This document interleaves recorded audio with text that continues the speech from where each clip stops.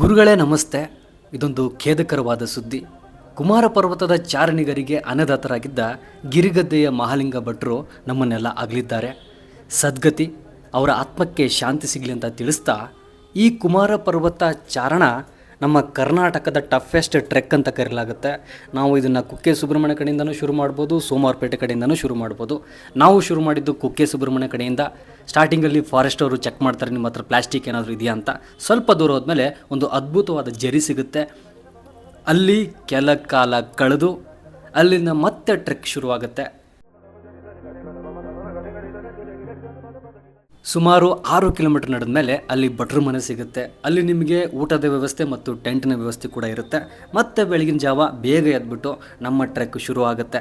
ಹೋಗ್ತಾ ಹೋಗ್ತಾ ಹೋಗ್ತಾ ಅಲ್ಲಿ ಒಂದು ಅದ್ಭುತವಾದ ಕಲ್ಲಿನ ಮಂಟಪ ಸಿಗುತ್ತೆ. ಅಲ್ಲಿ ಸ್ವಲ್ಪ ಹೊತ್ತು ಕೂತ್ಕೊಂಡು ಮತ್ತೆ ಚಾರಣ ಶುರು ಮಾಡಿದ್ರೆ ಮುಂದೆ ನಮಗೆ ಶೇಷ